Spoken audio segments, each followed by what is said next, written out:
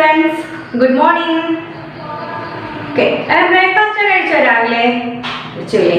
ഇനി നമുക്ക് കുറച്ച് ഇംഗ്ലീഷ് സ്റ്റഡി ചെയ്താലോ? നമ്മൾ ഇന്ന് 6th ചാപ്റ്റർ ഒളിമ്പിക് ഗെയിംസ് എന്ന് പറഞ്ഞിട്ടുള്ള ചാപ്റ്റർ ആണ് സ്റ്റഡി ചെയ്യാൻ പോകുന്നത്. എല്ലാവർക്കും ഗെയിംസ് ഇഷ്ടമാണോ? ഇഷ്ടമാണോ? സ്പോർട്സ് ഒക്കെ എല്ലാവർക്കും ഇഷ്ടമാണോ? എല്ലാവരും കളിക്കാറുണ്ടോ സ്പോർട്സ് ഒക്കെ? അല്ലേ? ഓട്ടവും എന്തുവാ ഹൈ ജമ്പും ലോങ് ജമ്പും എല്ലാവരും കണ്ടിട്ടുണ്ടോ? അതൊക്കെ എല്ലാവർക്കും ഇഷ്ടമുള്ള ഗെയിംസ് ആണ് അല്ലേ? അപ്പൊ നമ്മൾ അതുപോലെ ഒളിമ്പിക് ഗെയിംസിനെ കുറിച്ചാണ് സ്റ്റഡി ചെയ്യാൻ പോകുന്നത്. ഒളിമ്പിക്സ് ഗെയിംസിനെ കുറിച്ച് നിങ്ങൾക്ക് എന്തൊക്കെ അറിയാം? ഒളിമ്പിക് ഗെയിംസിനെ കുറിച്ച് നിങ്ങൾക്ക് അറിയാവുന്ന കാര്യങ്ങൾ ടീച്ചർ എന്ന് പറഞ്ഞു തന്നെ. ഓരോ 4 വർഷം കൂടുമ്പോഴാണ് ഒളിമ്പിക് ഗെയിംസ് നടത്തുന്നതെന്ന് അറിയാം. അതുപോലെ എന്താണ് അല്ലേ, നമുക്ക് അതിന്റെ ഒരു സിമ്പിൾ, ഒരു 5 റിങ്സ് പരസ്പരം ഇന്റർകണക്ട് ചെയ്തേക്കുന്ന ഒരു 5 റിങ്സ് അതിന്റെ സിമ്പിൾ ആയിട്ടുണ്ടോ നമുക്കറിയാം അല്ലേ? ഇത്രയും കാര്യങ്ങളൊക്കെ നിങ്ങൾക്ക് അറിയാം. അപ്പോൾ നിങ്ങൾക്ക് അറിയാത്ത കുറച്ച് കാര്യങ്ങളും കൂടെ ടീച്ചർ നിങ്ങൾക്ക് പറഞ്ഞുതരാം. ഓക്കെ, അപ്പൊ നമുക്ക് നമ്മുടെ ചാപ്റ്ററിലേക്ക് കടന്നാലോ? എല്ലാവരും ടെക്സ്റ്റ് എടുത്തോ? ടെക്സ്റ്റിലെ പേജ് നമ്പർ 59 എടുത്തോ? എങ്കിൽ നമുക്ക് സ്റ്റാർട്ട് ചെയ്യാം. ടീച്ചർ വായിക്കാൻ നിങ്ങൾ ശ്രദ്ധിച്ചിരിക്കണം. ശ്രദ്ധിച്ച first paragraph. The Olympic Games that we so eagerly await every 4 years originated in ancient Greece about 3000 years ago. The first Olympic Games are said to have been held in 776 BCE. The games were held in the honor of god Zeus in the plains of Olympia located in the Peloponnese Peninsula in southern Greece. Participants from as far as Egypt and Persia came to bask in the glory of the Olympics. The games flourished for centuries and were finally abandoned in the 4th century CE with the decline of the Greek Empire. എന്താണ് Olympics ഗെയിംസിനെ കുറിച്ചാണ് നമ്മൾ പഠിക്കാൻ പോകുന്നത്. The Olympic Games that we so eagerly await every 4 years originated in ancient Greece about 3000 years ago. ഓരോ 4 വർഷവും നമ്മൾ വളരെ ആകാംക്ഷയോടെ കാത്തിരിക്കുന്ന നമ്മുടെ ഒളിമ്പിക് ഗെയിംസ് എവിടെയാണ് ഒറിജിനേറ്റ് ചെയ്തത്? ഏകദേശം 3000 ഇയേഴ്സ് അല്ലേ, 3000 വർഷങ്ങൾക്ക് മുമ്പ് എവിടാണ്? ഗ്രീസിലാണ് ഈ ഒരു ഒളിമ്പിക് ഗെയിംസ് എന്താണ് ഒറിജിനേറ്റ് ചെയ്തത് അല്ലേ, ഉത്ഭവിച്ചത്. നമ്മൾ ഓരോ 4 വർഷം കൂടുമ്പോഴും നമ്മൾ ആകാംക്ഷയോടെ കാത്തിരിക്കുന്ന നമ്മുടെ ഒളിമ്പിക് ഗെയിംസ് ഏകദേശം 3000 ഇയേഴ്സ് ago, 3000 വർഷങ്ങൾക്ക് മുമ്പ് നമ്മുടെ ഗ്രീസിലാണ് ഈ ഒരു ഒളിമ്പിക് ഗെയിം ഉത്ഭവിച്ചത്. നോക്കിക്കേ, the first Olympic Games are said to have been held in 776 BC. അപ്പോൾ ഫസ്റ്റ് ഒളിമ്പിക് ഗെയിംസ് എന്നാണ് ഹെൽഡ് ചെയ്തത്? എന്നായിരുന്നു 776 BC യിലായിരുന്നു. The games were held in the honor of god Zeus in the plains of Olympia located in the Peloponnese Peninsula in southern Greece. അതായത് നമ്മുടെ തെക്കൻ ഗ്രീസിലെ പെലോപ്പനീസ് പെനിൻസുലയിൽ സ്ഥിതി ചെയ്യുന്ന ഏതാ നോക്കിക്കേ, ഒളിമ്പിയ എന്ന സമതലത്തിൽ നമ്മുടെ സിയൂസ് ദൈവത്തിന്റെ ബഹുമാനാർത്ഥമായിരുന്നു ഈ ഗെയിമുകൾ നടന്നു വന്നിരുന്നത്. എന്തോ ടീച്ചർ പറഞ്ഞത്? നമ്മുടെ എവിടാ നോക്കിക്കേ, തെക്കൻ ഗ്രീസില അല്ലേ, തെക്കൻ ഗ്രീസില എവിടാണ്? പെലോപ്പൻസില, അതായത് പെനിൻസുല അവിടെ ഒളിമ്പിയ എന്ന് പറഞ്ഞ സമതലത്തിൽ ഈ ഒരു സിയൂസ് ദൈവത്തിന്റെ ബഹുമാനാർത്ഥമായിട്ടാണ് ഈ ഒളിമ്പിക് ഗെയിം നടന്നു വന്നുകൊണ്ടിരുന്നത്. നോക്കിക്കേ, participants from as far as Egypt and Persia came to bask in the glory of the Olympics. ഇല്ലേ, ആരാണ്? നമ്മുടെ ഈ ഒരു പേർഷ്യയിലെയും അതുപോലെ തന്നെ ഈജിപ്തിൽ നിന്നുള്ള ആൾക്കാർ എന്ത് ചെയ്യും? ഈ ഒരു ഒളിമ്പിക്സിന്റെ മഹത്വം ആസ്വദിക്കാനായിട്ട് എത്തിയിരുന്നു. The games flourished for centuries and were finally abandoned in the 4th century CE with the decline of the Greek Empire. ഇപ്പൊ എന്താണ് ഈ ഓരോ കൊല്ലം കഴിയുന്തോറും ഈ ഒരു ഗെയിമിന്റെ, അതായത് ഒളിമ്പിക് ഗെയിമിന്റെ അഭിവൃദ്ധി എന്തോ ചെയ്തു? വർദ്ധിക്കാൻ തുടങ്ങി അല്ലേ. നൂറ്റാണ്ടുകളായിട്ട് ഈ ഒരു ഗെയിം ഇങ്ങനെ അഭിവൃദ്ധി പ്രാപിച്ചു വരികയും എന്താണ് ഗ്രീക്ക് സാമ്രാജ്യത്തിന്റെ പതനത്തോടു കൂടി, അതായത് 4ാം നൂറ്റാണ്ടിൽ ഈ ഒരു കളി ഉപേക്ഷിക്കപ്പെടുകയും ചെയ്തു. എന്താ ടീച്ചർ പറഞ്ഞത് അല്ലെ? കാലാകാലങ്ങളായിട്ട് ഈ ഒരു ഒളിമ്പിക് ഗെയിമിന്റെ അഭിവൃദ്ധി കൂടി വരികയും അതുപോലെ തന്നെ ഗ്രീക്ക് സാമ്രാജ്യത്തിന്റെ പതനത്തോടു കൂടി ഈ ഒരു കളി നിർത്തിവെക്കുകയും ചെയ്തു, ഉപേക്ഷിക്കപ്പെടുകയും ചെയ്തു. അപ്പൊ എന്താണ് ഫസ്റ്റ് പാരഗ്രാഫിൽ പറയുന്നത്? നമ്മൾ ഓരോ 4 കൊല്ലം കൂടുന്തോറും നമ്മൾ ആകാംക്ഷയോടെ കാത്തിരിക്കുന്ന നമ്മുടെ ഒളിമ്പിക് ഗെയിം എവിടാണ് ഉത്ഭവിച്ചത്? ഏകദേശം 3000 ഇയേഴ്സ് ago എവിടാണ്? ഗ്രീസിലാണ് ഈ ഒരു ഒളിമ്പിക് ഗെയിം ഉത്ഭവിച്ചത്. അതുപോലെ ടീച്ചർ എന്തോ പറഞ്ഞത്? ഫസ്റ്റ് ഒളിമ്പിക് ഗെയിം എന്നായിരുന്നു? 776 BC യിലായിരുന്നു ഫസ്റ്റ് ഒളിമ്പിക് ഗെയിം നടന്നത്. പിന്നെ എവിടാണ് ഈ ഒരു the game were held in the honor of god Zeus. അതായത് എന്താണ്? നമ്മുടെ തെക്കൻ ഗ്രീസിലെ അല്ലെ, സൗത്ത് ഗ്രീസിലെ അവിടെ നമ്മളെ പെലപ്പനീസ് പെൻസിലേന പെലപ്പനീസ്, അതായത് അവിടുത്തെ ഒളിമ്പിയ എന്ന് പറയുന്ന സമതലത്തിലാണ് നമ്മുടെ സിയൂസ് ദൈവത്തിന്റെ ബഹുമാനാർത്ഥം ഈ ഒരു കളി നടന്നു വന്നിരുന്നത്. ഈജിപ്തിലെയും പേർഷ്യയിലെയുള്ള ആൾക്കാർ ഈ ഒരു കളിയുടെ എന്താണ് ഒളിമ്പിക് ഗെയിമിന്റെ ഒരു മഹത്വം ആസ്വദിക്കാനായിട്ട് എത്തിയിരുന്നു. അതുപോലെ തന്നെ കാലാകാലങ്ങളായിട്ട് ഈ ഗെയിം അഭിവൃദ്ധി പ്രാപിക്കുകയും അതുപോലെ തന്നെ ഗ്രീക്ക് സാമ്രാജ്യത്തിന്റെ പതനത്തോടു കൂടി ഈ ഒരു കളി ഉപേക്ഷിക്കപ്പെടുകയും 4th സെഞ്ചുറിയിൽ 4ാം നൂറ്റാണ്ടിലല്ലേ ഈ ഒരു കളി ഉപേക്ഷിക്കുകയും ചെയ്തു. അടുത്ത പാരഗ്രാഫ് നോക്കിക്കേ. In the 19th century young baron Pierre de Coubertin a sports promoter visited the ancient Olympic site. അപ്പം 19th century ആയപ്പോഴത്തേക്കും നമ്മുടെ ഒരു സ്പോർട്സ് പ്രൊമോട്ടർ ആയിട്ടുള്ള പിയർ ഡി കുബർട്ടിൻ എന്ത് ചെയ്തു, ഈ ഒരു ഒളിമ്പിക്സ് ഗെയിം നടന്ന ആ ഒരു site സന്ദർശിക്കാനിടയായി. He was then inspired to revive the event. അപ്പൊ ഇദ്ദേഹത്തിന് എന്തോ അതിൽ നിന്ന് പ്രചോദനം, അതായത് ഈ കളി ഒളിമ്പിക് ഗെയിം തിരികെ കൊണ്ടുവരണമെന്നുള്ള ഒരു പ്രചോദനം അദ്ദേഹത്തിന് ആ ഒരു സ്ഥലം കണ്ടപ്പോൾ ലഭിച്ചു.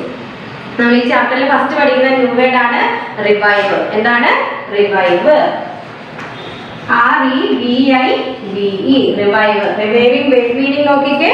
ടു ബ്രിങ് ബാക്ക്, എന്താണ് അല്ലേ, എന്താ തിരികെ കൊണ്ടുവരാം. ടു ബ്രിങ് ബാക്ക്, തിരികെ കൊണ്ടുവരിക. അപ്പൊ നമ്മൾ ഫസ്റ്റ് പഠിച്ച ന്യൂ വേർഡ് ആണ് റിവൈവ്. റിവൈവ് മീനിങ് എന്താണ്? തിരികെ കൊണ്ടുവരാം. ടു ബ്രിങ് ബാക്ക്, തിരികെ കൊണ്ടുവരിക. അപ്പൊ ആ ഒരു സൈറ്റ് കണ്ട ഈ ഒരു സ്പോർട്സ് പ്രൊമോട്ടറായ ഇദ്ദേഹത്തിന് തോന്നി ഈ ഒരു കളി തിരികെ പുനരുജ്ജീവിപ്പിക്കണം, അല്ലേ, തിരികെ കൊണ്ടുവരണം. In 1892 at the meeting of Union de Sports Athletics held at Paris, he proposed to revive this tradition. എന്താണ് 1892 നമ്മുടെ പാരീസിൽ നടന്ന ഒരു യൂണിയൻ ഡെ സ്പോർട്സ് അത്ലറ്റിക് യോഗത്തിൽ ഇദ്ദേഹം എന്ത് പറഞ്ഞ, ആ ഒരു നിന്നുപോയ പാരമ്പര്യം ഇല്ലേ, ആ ഒരു ഒളിമ്പിക് ഗെയിം നമുക്ക് തിരികെ കൊണ്ടുവരണമെന്ന് ഇദ്ദേഹം ആ ഒരു യോഗത്തിൽ പറഞ്ഞു. He wanted it to be held as an international athletic competition once in 4 years. അപ്പൊ എന്ത് പറഞ്ഞു ഇദ്ദേഹം, എന്ത് നിർദ്ദേശിച്ചു, ഈ ഒരു എന്താണ് ഈ ഒരു കളി ഒരു അന്താരാഷ്ട്ര അത്ലറ്റിക് മത്സരമായിട്ട് നടത്തണം, അല്ലേ, ഓരോ 4 വർഷം കൂടുമ്പോഴും ഒരു അന്താരാഷ്ട്ര അത്ലറ്റിക് മത്സരമായിട്ട് ഈ ഒരു ഒളിമ്പിക് ഗെയിം നടത്തണമെന്ന് ഇദ്ദേഹം നിർദ്ദേശിച്ചു. After a consistent effort, he received approval at the International Olympic Committee. The official governing body of modern Olympic was formed. ഇദ്ദേഹത്തിന്റെ ഈ ഒരു പ്രയത്നം അല്ലേ, എന്താണ് കൺസിസ്റ്റന്റ് എഫേർട്ട്. നമ്മൾ നെക്സ്റ്റ് പഠിക്കുന്ന ന്യൂ വേർഡ് ആണ് കൺസിസ്റ്റന്റ്.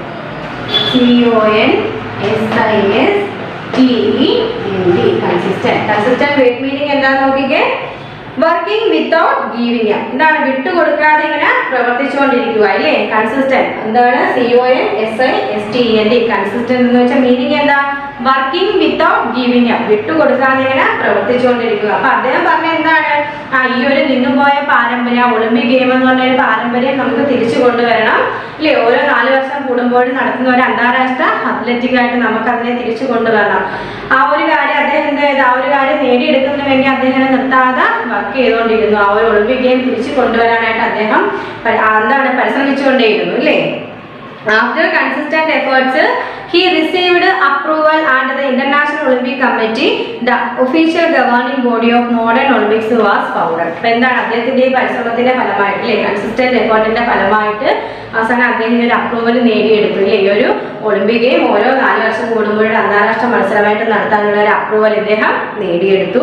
അതുപോലെ തന്നെ, അല്ലേ, ആധുനിക ഒളിമ്പിക്സിന്റെ ഔദ്യോഗിക ഭരണസമിതിയായ ഇന്റർനാഷണൽ ഒളിമ്പിക് കമ്മിറ്റി സ്ഥാപിതമാവുകയും ചെയ്യുന്നു. അപ്പൊ അദ്ദേഹത്തിന്റെ നിരന്തര പരിശ്രമത്തിന്റെ ഫലമായിട്ട് ഈ ഒരു ഒളിമ്പിക് ഗെയിം ഓരോ 4 വർഷം കൂടുമ്പോഴും നടത്താൻ തീരുമാനിക്കുകയും അതുപോലെ തന്നെ, അല്ലേ, ആധുനിക ഒളിമ്പിക്സിന്റെ ഔദ്യോഗിക ഭരണസമിതിയായ ഇന്റർനാഷണൽ ഒളിമ്പിക് കമ്മിറ്റി രൂപം കൊള്ളുകയും ചെയ്തു. എന്തോ ടീച്ചർ പറഞ്ഞത്, നമ്മുടെ ഒളിമ്പിക് ഗെയിംസിന്റെ, അല്ലേ, അവസാനം നമ്മൾ പറഞ്ഞു, അല്ലേ, ഗ്രീക്ക് എംപയർ, ഒരു ഗ്രീക്കുകാരുടെ ആ ഒരു കാലഘട്ടത്തോടു കൂടി ഈ ഒരു ഗ്രീക്ക് സാമ്രാജ്യത്തിന്റെ അവസാനത്തോടു കൂടി പതനത്തോടു കൂടി ഒളിമ്പിക് ഗെയിമും നിന്നുപോയതാണ്. പക്ഷെ നമ്മുടെ സ്പോർട്സ് പ്രൊമോട്ടറായ പിയർ ഡി കുബർട്ടിൻ 19th സെഞ്ചുറിയിൽ ഈ ഒരു സ്പോർട്സ് സൈറ്റ് കാണാൻ ഇടയാവുകയും അപ്പൊ അദ്ദേഹത്തിന് എന്താണ് ഈ ഒരു ഒളിമ്പിക് ഗെയിം തിരികെ കൊണ്ടുവരണമെന്നുള്ള പ്രചോദനം ലഭിക്കുകയും ചെയ്തു. അപ്പൊ അദ്ദേഹത്തിന്റെ ആ ഒരു നിരന്തര പ്രയത്നത്തിന്റെ ഫലമായിട്ട് നമ്മുടെ ഈ ഒളിമ്പിക് ഗെയിം ഓരോ 4 വർഷം കൂടുമ്പോഴും നടത്താം, ഒരു അന്താരാഷ്ട്ര അത്ലറ്റിക് ആയിട്ട് നടത്താന്നുള്ള രീതിയിൽ തിരിച്ച് അപ്രൂവൽ കിട്ടി. അപ്പൊ അതിന്റെ ഫലമായിട്ട് നമ്മുടെ ഇന്റർനാഷണൽ ഒളിമ്പിക് കമ്മിറ്റിയിലെ ആധുനിക ഒളിമ്പിക്സിന്റെ ഭരണസമിതിയായിട്ടുള്ള ഇന്റർനാഷണൽ ഒളിമ്പിക് കമ്മിറ്റി രൂപം കൊള്ളുകയും ചെയ്തു. അടുത്ത പാരഗ്രാഫ് നോക്കിക്കേ. The first modern Olympics were held in 1896, ഇല്ലേ, 1896 ഫസ്റ്റ് മോഡേൺ ഒളിമ്പിക്സ്, ആധുനിക ഒളിമ്പിക്സ് നടന്നു. At Athens. എവിടെയാണ് നടന്നത്? ഏതൻസിൽ. എന്നാണ് നടന്നത്? 1896 ഫസ്റ്റ് മോഡേൺ ഒളിമ്പിക്സ് നടന്നത്. എവിടെ? ഏതൻസിൽ. Okay.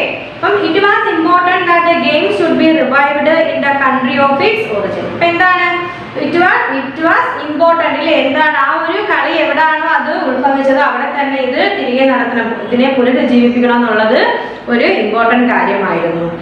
13 nations participated in 43 events with 280 participants competing to the roaring cheer of 60,000 spectators. അപ്പൊ എന്താണ് ഈ ഒരു കളി ഇല്ലേ?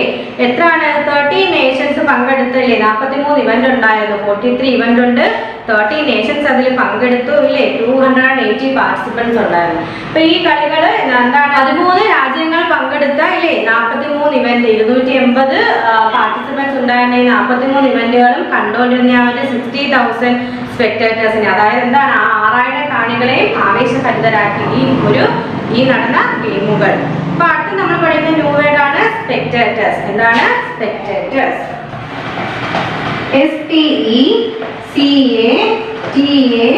SPECTATORS spectators. നമുക്ക് സ്പെക്ടേറ്റേഴ്സ് വേർഡ് മീനിങ് എന്താണെന്ന് നോക്കിയാലോ? നോക്കിക്കേ.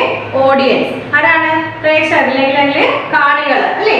അപ്പം എന്താണ് 13 രാജ്യങ്ങൾ പങ്കെടുത്ത ആ 43 ഇവന്റ്, ഇതിൽ 280 ആൾക്കാരാണ് അതിൽ പാർട്ടിസിപ്പേറ്റ് ചെയ്തത്. അപ്പൊ ഈ ഒരു കളി ഇല്ലേ? ആ 43 ഇവന്റും കണ്ടോണ്ടിരുന്ന 6000 കാണികളെ എന്ത് ചെയ്തു? ആവേശഭരിതരാക്കി.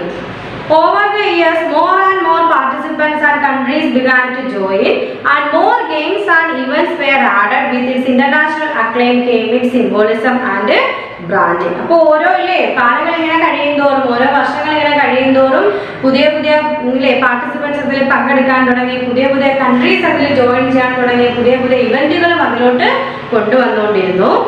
പിന്നെ നോക്കിക്കേ. With its international acclaim came its symbolism and branding. അപ്പൊ അതിനെന്താണ്? അന്താരാഷ്ട്ര അംഗീകാരം കിട്ടിയില്ലേ? അന്താരാഷ്ട്ര അംഗീകാരത്തോടു കൂടി അതിനെന്താണ്? അതിന്റെ സിംബോളിസം ആൻഡ് ബ്രാൻഡിങ് ഇല്ലേ? എന്താ പ്രതീകാത്മകവും അതിന്റെ ബ്രാൻഡിങ്ങും ഒക്കെ നിലവിൽ വന്നു. എന്താണ് ടീച്ചർ പറഞ്ഞത്? ഫസ്റ്റ് മോഡേൺ ഒളിമ്പിക്സ് നടന്നത് എന്താണ്? 1896 1896 ഫസ്റ്റ് മോഡേൺ ഒളിമ്പിക്സ് നടന്നു. ഏതൻസിലായിരുന്നു ആ ഒളിമ്പിക്സ് നടന്നത്. അപ്പം ഈ കളി എവിടെയാണോ ഉത്ഭവിച്ചത് അവിടെ തന്നെ തിരിച്ചതിന്റെ പുനരുജ്ജീവനം കൊണ്ടുവരിക എന്നുള്ളത് ഇമ്പോർട്ടന്റ് ആയിട്ടുള്ള ഒരു കാര്യമായിരുന്നു. അപ്പൊ ആദ്യത്തെ ഒളിമ്പിക്സിൽ 13 രാജ്യങ്ങൾ പങ്കെടുക്കുകയും 43 മത്സരങ്ങൾ ഇവന്റ് അതിലുണ്ടായിരുന്നു. അതുപോലെ തന്നെ 280 പാർട്ടിസിപ്പൻസ് ഉണ്ടായിരുന്നു. 6000 കാണികളായിരുന്നു ആ ഒരു കളി കാണാനെത്തിയത്. അപ്പൊ ഈ 43 ഇവന്റ്സ് എന്താണ്? കാണികളെ ആവേശഭരിതരാക്കി. പിന്നെന്താണ്? ഓരോ വർഷം കഴിയുന്നു അല്ലെ? ഓവർ ദ ഇയേഴ്സ്, വർഷങ്ങൾ പോകുന്നതോറും പുതിയ ഗെയിമുകൾ ഇതിൽ കൊണ്ടുവന്നു അല്ലെ? പുതിയ ഇവന്റുകൾ കൊണ്ടുവന്നു, പുതിയ കൺട്രീസ് ഇതിൽ ജോയിൻ ചെയ്തു, പുതിയ പാർട്ടിസിപ്പൻസ് വരാൻ തുടങ്ങി. പിന്നെ എന്താണ്? ഒരു അന്താരാഷ്ട്ര അംഗീകാരത്തോട് ഇതിന് അംഗീകാരം കിട്ടുകയും അംഗീകാരത്തോടു കൂടി തന്നെ ഇതിന്റെ എന്താണ് ബ്രാൻഡിങ്ങും സിംബോളിസും ഒക്കെ നടന്നു. പിന്നെ നമ്മൾ പഠിക്കുന്ന നെക്സ്റ്റ് ന്യൂ വേർഡ് ആണ് അക്ലെയിം. എന്താണ് അക്ലെയിം? ഇതാണ് അക്ലെയിം. ACCLAIM acclaim. എന്താണ് അക്ലെയിം? മീനിങ് നോക്കിക്കേ. To be recognized and claimed as a leading event person organization. അപ്പൊ എന്താണ്? ഒരു പ്രമുഖ ഇവന്റ് അല്ലെങ്കിൽ ഒരു വ്യക്തി എന്താണ്? ഒരു ഓർഗനൈസേഷനായി അംഗീകരിക്കപ്പെടുകയും ക്ലെയിം ചെയ്യുകയും ചെയ്യുന്നതിനാണ് നമ്മൾ അക്ലെയിം എന്ന് പറയുന്നത്. എന്താണ്? To be recognized and claimed as a leading event person organization. എന്താണ്? ഒരു പ്രമുഖ വ്യക്തി അല്ലേ? ഒരു പ്രമുഖ ഇവന്റ് അല്ലെങ്കിൽ ഒരു വ്യക്തി ഓർഗനൈസേഷൻ ഒക്കെ എന്താണ്? ഒരു പ്രമുഖ വ്യക്തി അല്ലെങ്കിൽ ഒരു ഇവന്റ് ഒരു ഓർഗനൈസേഷനായി അംഗീകരിക്കുകയും ചെയ്യുന്നതിനാണ് നമ്മൾ എന്താണ് അക്ലെയിം എന്ന് മീൻ ചെയ്യുന്നത്. അക്ലെയിം മീൻസ് എന്താണ്? To be recognised and claimed as a leading event person organisation. അടുത്ത നമ്മൾ പഠിക്കുന്ന ന്യൂ വേർഡ്സ് ആണ് സിംബോളിസം. എന്താണ് symbolism? SYMBOLISM symbolism. Symbolism word meaning നോക്കിക്കേ. Icon or symbol used to designate the event or organisation. അപ്പോൾ ഒരു ഓർഗനൈസേഷനെയോ അല്ലെ ഇവന്റിനെയോ റെപ്രസെന്റ് ചെയ്യാൻ ഉപയോഗിക്കുന്ന ഐക്കൺ അല്ലെങ്കിൽ സിംബലിനെയാണ് നമ്മൾ സിംബോളിസം എന്ന് പറയുന്നത്. എന്താണ് സിംബോളിസം? പ്രതീകാത്മകം എന്നൊക്കെ നമ്മൾ പറയും അല്ലേ? ഏതെങ്കിലും ഒരു ഇവന്റിനെയോ ഓർഗനൈസേഷനെയോ ഒക്കെ നമ്മൾ അല്ലേ എന്താണ് അല്ലെങ്കിൽ ഒരു ഇവന്റിനെയോ അല്ലെങ്കിൽ ഒരു ഓർഗനൈസേഷനെയോ ഒക്കെ നമ്മൾ ചിത്രീകരിക്കാൻ വേണ്ടി യൂസ് ചെയ്യുന്ന സിംബലിനെയാണ് നമ്മൾ സിംബോളിസം എന്ന് വിളിക്കുന്നത്. സിംബോളിസം മീനിങ് എന്താ? Icon or symbol used to depict the event or organisation. ഇല്ലേ, ഏതെങ്കിലും ഒരു ഓർഗനൈസേഷനെയോ ഇവന്റിനെയോ ചിത്രീകരിക്കാൻ നമ്മൾ യൂസ് ചെയ്യുന്ന സിംബലാണ് സിംബോളിസം എന്ന് വിളിക്കുന്നത്. അടുത്ത ന്യൂ വേർഡ് നോക്കിക്കേ, ബ്രാൻഡിങ്. എന്താണ് branding? BRANDING, branding.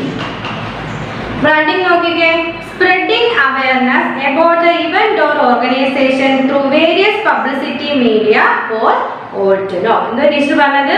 spreading awareness about the event or organization through various publicity media for all to know. എന്താണ്? എല്ലാവർക്കും അറിയുന്നതിന് വേണ്ടിയിട്ട് നമ്മൾ എന്ത് ചെയ്യുന്നു?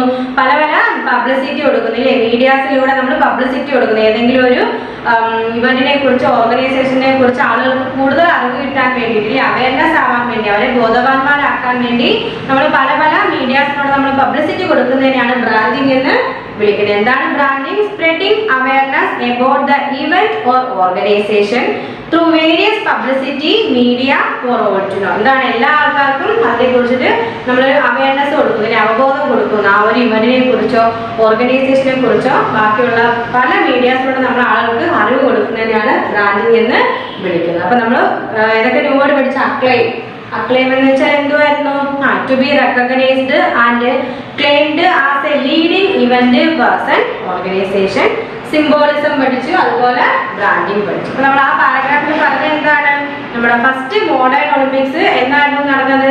1896 ഏതൻസിലാണ് നമ്മുടെ ഫസ്റ്റ് മോഡേൺ ഒളിമ്പിക്സ് നടന്നത്. അതുപോലെ തന്നെ എത്ര നേഷൻസ് പങ്കെടുത്തു? അതിൽ 30 നേഷൻസ് പങ്കെടുത്തു. 43 ഇവന്റ് ഉണ്ടായിരുന്നു.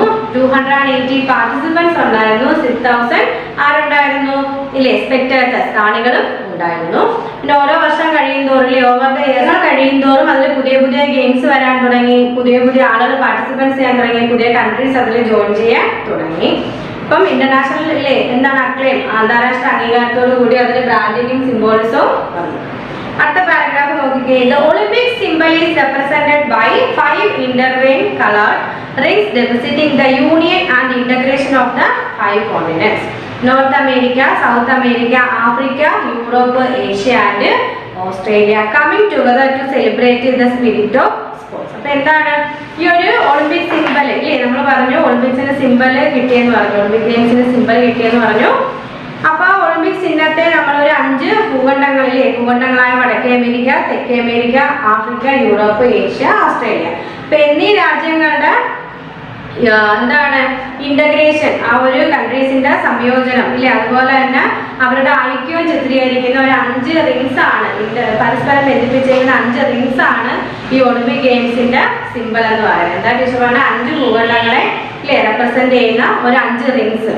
അത് പരസ്പരം ഇന്റർകണക്ട് ചെയ്തിട്ടുണ്ട്, ഓരോ റിങ്സും പരസ്പരം ബന്ധപ്പെട്ടിട്ടുണ്ട്. അതെന്താണ് കാണിക്കുന്നത്? ഈ 5 കൺട്രീസിന്റെയും എന്താണ് സ്പിരിറ്റ് ഓഫ് സ്പോർട്സ് ഇല്ലേ, അവരുടെ സ്പോർട്സിനോടുള്ള ആ സ്പിരിറ്റും അതുപോലെ തന്നെ അവരുടെ ഐക്യവും അതുപോലെ തന്നെ അവരുടെ ഇന്റഗ്രേഷനും ഒക്കെ കാണിക്കുന്ന ഈ 5 ഭൂഖണ്ഡങ്ങളെ റെപ്രസെന്റ് ചെയ്യുന്ന 5 റിങ്സ് ആണ് നമ്മുടെ ഒളിമ്പിക് ഗെയിംസിന്റെ ചിഹ്നം എന്ന് പറയുന്നത്, സിംബൽ എന്ന് പറയുന്നത്. Each of the ring ഡെപിക്റ്റ് A continent and the colour is so chosen that it is found in the flag off all the countries of the world. അപ്പൊ എന്താണ് ഈ ഓരോ റിങ്ങിനും ഓരോ കളറാണ് ഇല്ലേ, ആ ഓരോ കളറും ഓരോ ഭൂഖണ്ഡത്തെയാണ് റെപ്രസെന്റ് ചെയ്യുന്നത്.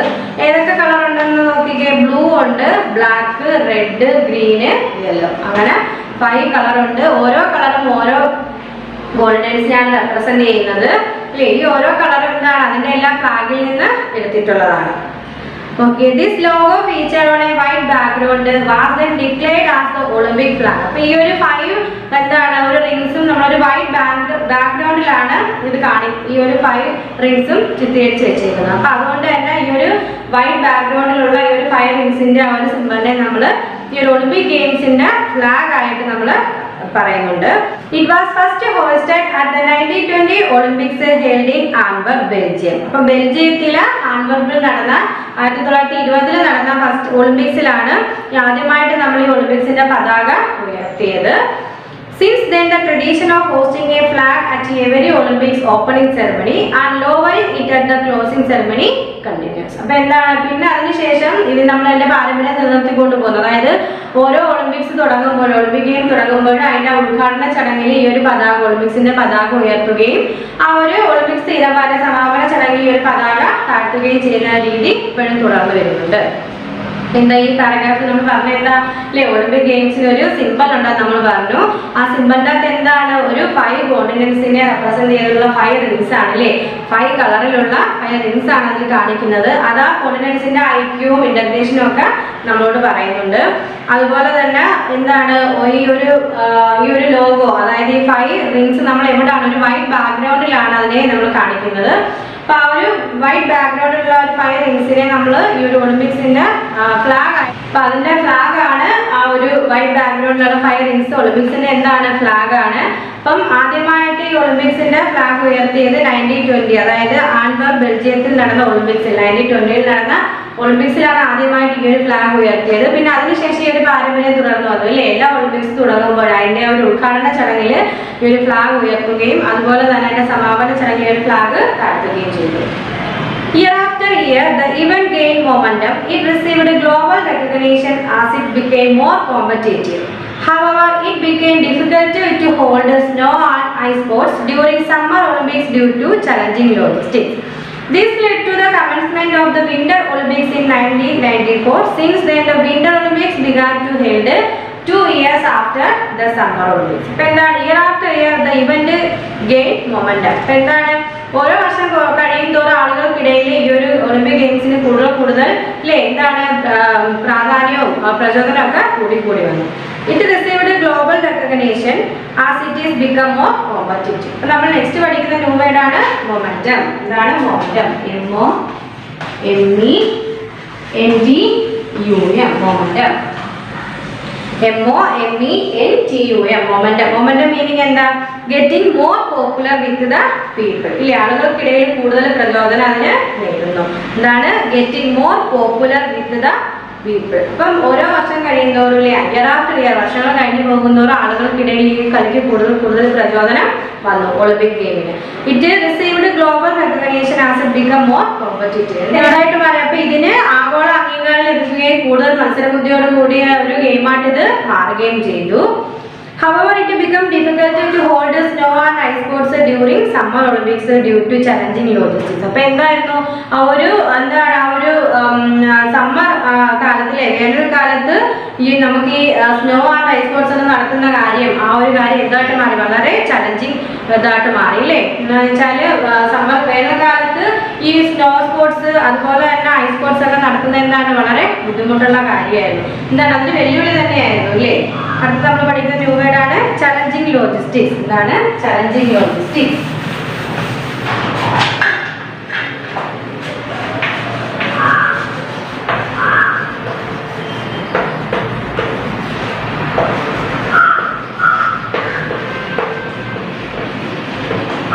അടുത്ത നമ്മൾ പഠിക്കുന്ന ന്യൂ വേർഡ് ഏതാണ്? ചലഞ്ചിങ് ലോജിസ്റ്റിക്സ് എന്ന് വെച്ചാൽ എന്താ? Difficult to handle the event requirement and arrangement ഇല്ലേ. ഈ ഒരു ഗെയിം നടത്താനുള്ള റിക്വയർമെന്റ്സ് അറേഞ്ച്മെന്റ് ഒക്കെ എന്താണ് ഹാൻഡിൽ ചെയ്യാൻ വളരെ ഡിഫിക്കൽട്ട് ആയിട്ട് വന്നു. കാരണം സ്നോ സ്പോർട്സും ഐസ് സ്പോർട്സും ഒന്നും വേനൽക്കാലത്ത് നടത്തുന്നതിനായിരുന്നു വളരെ ബുദ്ധിമുട്ടുള്ള കാര്യമായിരുന്നു. This led to the commencement of the winter Olympics in 1990. അപ്പൊ ഈ ഒരു കാര്യം ഇതിലേക്ക് നയിച്ചു, വിന്റർ ഒളിമ്പിക്സിന്റെ തുടക്കത്തിന് ഈ ഒരു സംഭവം കാരണമായി. എന്താണ് 1994 വിന്റർ ഒളിമ്പിക്സ് തുടങ്ങി. Since then, the Winter Olympics began to held 2 years after the Summer Olympics. അപ്പോൾ സമ്മർ ഒളിമ്പിക്സ് കഴിഞ്ഞിട്ട് 2 കൊല്ലത്തിന് ശേഷം എന്ത് നടത്താൻ തുടങ്ങി? വിന്റർ ഒളിമ്പിക്സ് നടത്താൻ തുടങ്ങി. അപ്പൊ എന്ത് ഈ പാരഗ്രാഫിൽ പറഞ്ഞത്? Year after year the event gain moment അല്ലേ. ഓരോ വർഷം കഴിയുന്നതോറും ഈ കളിക്ക് കൂടുതൽ പ്രചോദനം ആളുകൾക്കിടയിൽ കൂടി വന്നു. It received global recognition as it become more competitive അല്ലേ. ഇതിന് ആഗോള അംഗീകാരം ലഭിച്ചു. ഇത് കൂടുതലല്ലേ മത്സരബുദ്ധിയുള്ള ഗെയിമായിട്ട് മാറിക്കൊണ്ടിരുന്നു. അതായത് സമ്മർ ഒളിമ്പിക്സിൽ നമുക്ക് എന്താണ് ഈ ഐസ് സ്പോർട്സ് ഇല്ലേ, വേനൽക്കാലത്ത് ഐസ് സ്പോർട്സും സ്നോ സ്പോർട്സും ഒക്കെ നടത്താൻ ബുദ്ധിമുട്ടായിട്ട് വരികയും നമുക്ക് എന്താണ് ചലഞ്ചിങ് ലോജിസ്റ്റിക്സ് ആയിട്ട് മാറി. എന്ന് വെച്ചാൽ എന്താണ് ഈ ഒരു കളിക്ക് വേണ്ടുന്ന ഒളിമ്പിക് ഗെയിമിന് വേണ്ടുന്ന റിക്വയർമെന്റ് ഒക്കെ അറേഞ്ച്മെന്റ് ഒക്കെ ചെയ്യാന്നുള്ളത് വളരെ ഡിഫിക്കൽട്ട് ആയിട്ട് മാറി. അപ്പൊ അതെന്ത് ചെയ്തു? വിന്റർ ഒളിമ്പിക്സിന്റെ അതിലേക്ക് അല്ലെ, winter ഒളിമ്പിക്സിന്റെ തുടക്കത്തിലേക്ക്. Since the Winter Olympics began to held 2 years after the Summer Olympics. അപ്പോൾ ഒരു സമ്മർ ഒളിമ്പിക്സ് കഴിഞ്ഞിട്ട് 2 കൊല്ലത്തിന് ശേഷം വിന്റർ ഒളിമ്പിക്സ് നടത്താൻ തുടങ്ങി. അപ്പോൾ ഇതിൻ്റെ ബാക്കി നമുക്ക് അടുത്ത ക്ലാസ്സിൽ സ്റ്റഡി ചെയ്യാം. പിന്നെ നമ്മൾ സ്റ്റഡി ചെയ്ത ന്യൂ വേർഡ്സ് ഏതൊക്കെയാണ്? റിവൈവിങ് എന്തായിരുന്നു മീനിങ്? To bring back. അടുത്ത കൺസിസ്റ്റന്റ് മീൻസിങ് എന്താണ്? വർക്കിംഗ് വിത്തൗട്ട് ഗിവിങ് ആൻ, അല്ലേ? അടുത്ത വേർഡ് ഏതായിരുന്നു? Spectator meaning audience. Next word acclaim എന്താ meaning? to be recognized and claimed as a leading event, person, organization. Symbolism എന്താണ്? icon or symbol used to depict the event or organization. Branding എന്താ? spreading awareness about the event or organization through various publicity media for all to know. പിന്നെ നമ്മൾ പഠിച്ച new word ഏതാ? Momentum meaning getting more popular with the people. അടുത്ത challenging logistics എന്ന് വെച്ചാൽ എന്താ meaning? difficult to handle the event requirement and arrangement. അപ്പോൾ നമ്മൾ ഒളിമ്പിക്സ് ഗെയിംസിനെ കുറിച്ച് പഠിച്ചുകൊണ്ടിരിക്കുന്നത്. അപ്പോൾ അതിൻ്റെ എന്താണ് തുടങ്ങിയത്, എവിടെയാണ് ഒളിമ്പിക് ഗെയിംസ് ഫസ്റ്റ് ആരംഭിച്ചത്, അല്ലേ? അതിൻ്റെ സിമ്പിളിൻ്റെ കാര്യങ്ങളൊക്കെയാണ് നമ്മൾ ഈ ചാപ്റ്ററിൽ ഇങ്ങനെ സ്റ്റഡി ചെയ്തുകൊണ്ടിരിക്കുന്നത്. അപ്പം ഈ ചാപ്റ്ററിലെ ന്യൂ വേർഡ്സ് നിങ്ങൾ നോട്ട്സ് എഴുതണം, പഠിക്കണം, ടീച്ചറിന് സെൻഡ് ചെയ്യണം, അതുപോലെ വോയിസ് മെസ്സേജ് ടീച്ചറിന് ഇട്ടുതരണം. ഓക്കെ, ബാക്കി നമുക്ക് അടുത്ത ക്ലാസ്സിൽ സ്റ്റഡി ചെയ്യാം. അടുത്ത നമ്മൾ വർക്ക് ബുക്കിലെ ഫസ്റ്റ് ചാപ്റ്റർ തുടങ്ങിയായിരുന്നു, അല്ലേ? Frog and Nightingale. അതിനകത്തുള്ള കുറച്ച് വർക്ക് നമ്മൾ ചെയ്തായിരുന്നു. അപ്പോൾ നമുക്ക് അടുത്ത ബി നോക്കിക്കേ, പേജ് നമ്പർ 10 എടുത്തേ. അതിനകത്തുള്ള അടുത്ത സെക്കൻഡ് ബി നോക്കിക്കേ. Match the sentences in column A with the related words in column B. Use the dictionary if needed. The first one has been done for you. ഇപ്പം നമുക്ക് രണ്ട് column തന്നിട്ടുണ്ട്, column എയും ബിയും. കോളം എയിലെ sentence വായിച്ചിട്ട് column ബിയിൽ ഏതാണ് സൂട്ട് ആവുന്നത് അത് നമ്മൾ എഴുതണം. നോക്കിക്കേ, ഫസ്റ്റ് സെന്റൻസ് നോക്കി. കോളം എയില് eagles and watchers have strong claws to catch their prey. ഇപ്പം എന്താണ്, അല്ലേ? കഴുകന്മാർക്കും ഈഗിൾസിനും വാച്ചേഴ്സിനും എന്താണ്? അവരുടെ ഇരപിടിക്കാൻ ശക്തമായിട്ടുള്ള നഖങ്ങളുണ്ട്. അതിന് മാച്ച് ആണ് നമുക്ക് തലോണുകൾ എന്ന് തന്നിട്ടുണ്ട്, അല്ലേ? തലോൺസ് എന്ന് തന്നിട്ടുണ്ട്. നെക്സ്റ്റ് ബി നോക്കിക്കേ. It is a flightless bird. പറക്കാനാവാത്ത പക്ഷി ഏതാണ് നമ്മൾ പറയണം. ഏതാണ് പറക്കാനാവാത്ത പക്ഷി? അതിൽ ബിയിൽ മാച്ച് ചെയ്യുന്ന ഏതാണ്? കിവി. നമ്മുടെ ബേർഡ് ഏതാണ്? കിവി. കിവി നമ്മൾ അടയാളപ്പെടുത്തണം. അടുത്ത മൂന്നാമത് നോക്കിക്കേ. This bird suspended it's nest from the branch of A. എന്താണ്? ഈ പക്ഷി എന്ത് ചെയ്യുന്നു, അല്ലേ? ഒരു മരത്തിന്റെ ശാഖയിൽ അതിന്റെ താൽക്കാലികമായിട്ടുള്ള അതിന്റെ കൂട് നിർമ്മിക്കുന്നു. ഏതാണ് ആ പക്ഷി? ഏതാണ്? നിങ്ങൾക്ക് പറയാമോ ആൻസർ? ബീവർ ബേർഡ് ആണ് അതിന്റെ ആൻസർ. അടുത്ത ഫോർത്ത് നോക്കിക്കേ. These animals give birth to their young. അപ്പൊ ഈ മൃഗം എന്ത് ചെയ്യുന്നു? അവരുടെ കുഞ്ഞുങ്ങൾക്ക് ജന്മം നൽകും. ഏത് ആനിമലാണത്? കോളം ബി നോക്കി പറഞ്ഞ ഏത് ആനിമൽ ആയിരിക്കും? ഫോർ മാമൽസ്, അല്ലേ? നമ്മൾ പഠിച്ചാണ് മാമൽസിനെ കുറിച്ച്. അപ്പൊ മാമൽസ് ആണ് അതിന്റെ കുഞ്ഞുങ്ങൾക്ക് ജന്മം നൽകുന്നത്. ഫിഫ്ത്ത് നോക്കിക്കേ. ബീസ് വാസ് and ants live in a group in this place, അല്ലേ? തേനീച്ചകളും കടന്നലുകളും ഉറുമ്പും എല്ലാം എന്ത് ചെയ്യുന്നു? ഒരു സ്ഥലത്ത് കൂട്ടമായിട്ട് താമസിക്കുന്നു. ഏത് സ്ഥലമായിരിക്കും? 5 നിങ്ങൾക്ക് പറയാമോ? ഏതാ നോക്കിക്കേ. ഏതാണ്? കോളനി. ഇതാണ് നമ്മുടെ ആൻസർ, കോളനി. 6 നോക്കിയേ. Chikungunya, malaria and dengue are spread by this insect. നമുക്കറിയാം ചിക്കൻ ഗുനിയ, മലേറിയ, ഡെങ്കു എല്ലാം പരത്തുന്നത് ഏത് പ്രാണിയാണ്? ഏതാണ്?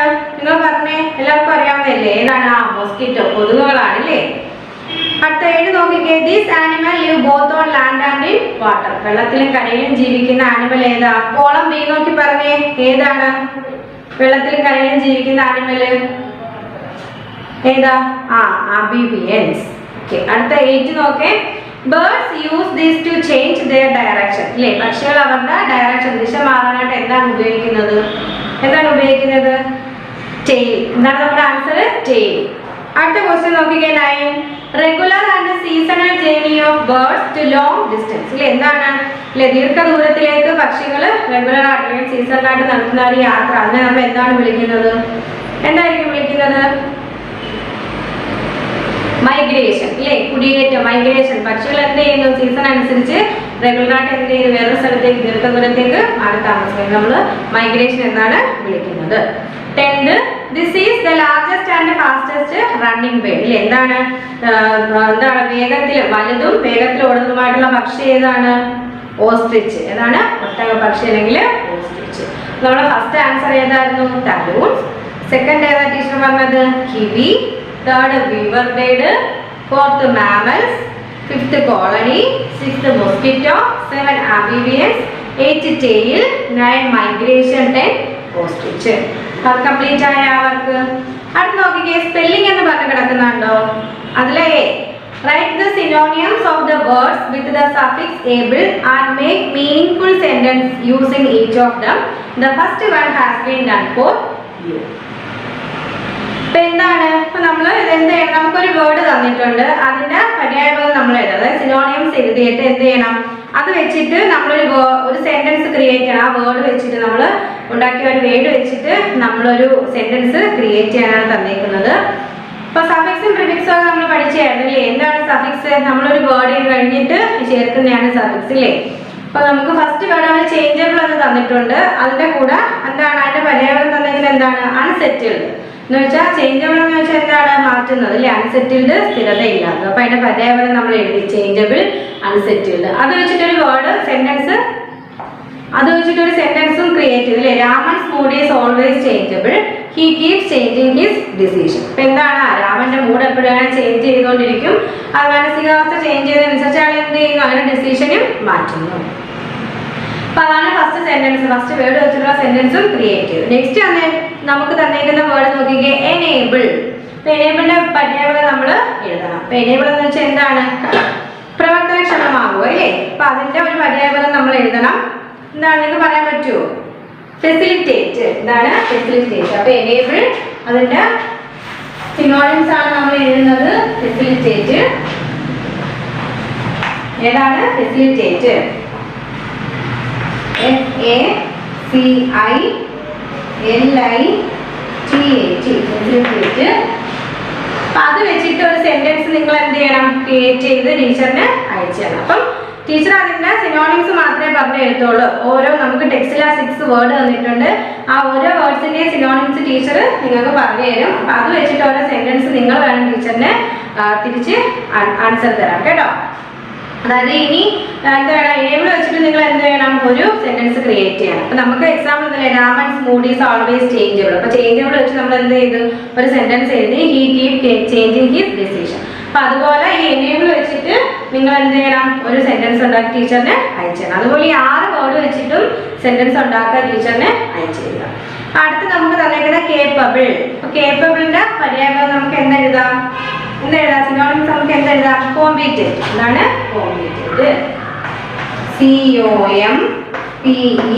COMPETENT കോമ്പീറ്റന്റ് അടുത്ത വേർഡ് നോക്കിക്കേ റീസണബിൾ റീസണബിളിന് നമുക്ക് എന്ത് സിനോണിംസ് എഴുതാം ലോജിക്കൽ എന്താണ് ലോജിക്കൽ അടുത്ത വേർഡ് ഏതാ ഫേവറബിൾ ഫേവറബിളിന് നമ്മൾ എന്ത് പര്യായപദം പറയാം എന്തെഴുതാം ഫേവറബിൾ എൻകറേജിങ് എന്താണ് എൻകറേജിങ്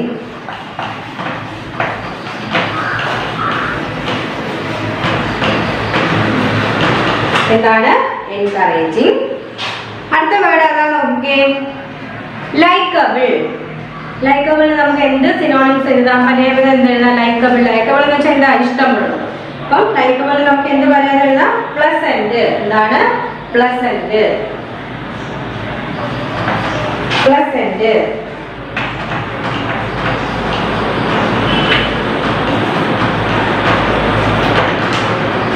PLEASANT പ്ലസന്റ് അപ്പൊ നമ്മുടെ ഫസ്റ്റ് വേർഡ് എനേബിൾ എനേബിളിൽ നമ്മൾ എഴുതിയ സിനോണിംസ് എന്താണ് ഫെസിലിറ്റേറ്റ് 2 കേപ്പബിൾ കേപ്പബിളിന്റെ എന്താ കോമ്പീറ്റന്റ് അടുത്ത 4th റീസണബിൾ റീസണബിളിൽ നമ്മൾ എന്ത് എഴുതി ലോജിക്കൽ അടുത്തത് ഫേവറബിൾ ഫേവറബിൾ എൻകറേജിങ് അടുത്ത ഏതായിരുന്നു ലൈക്കബിൾ ലൈക്കബിൾ പ്ലസന്റ് അപ്പൊ ഇതിന്റെ എല്ലാം ഓരോ സെന്റൻസ് എഴുതിയിട്ട് ടീച്ചർ നിങ്ങൾ അയച്ചാണ് ഇത് വെച്ചിട്ട് അടുത്ത നോക്കിക്കേ അടുത്ത ബി നോക്കിക്കേ write the antonyms of the words with the suffix able and make meaningful sentence using each of them. The first one has been done for you.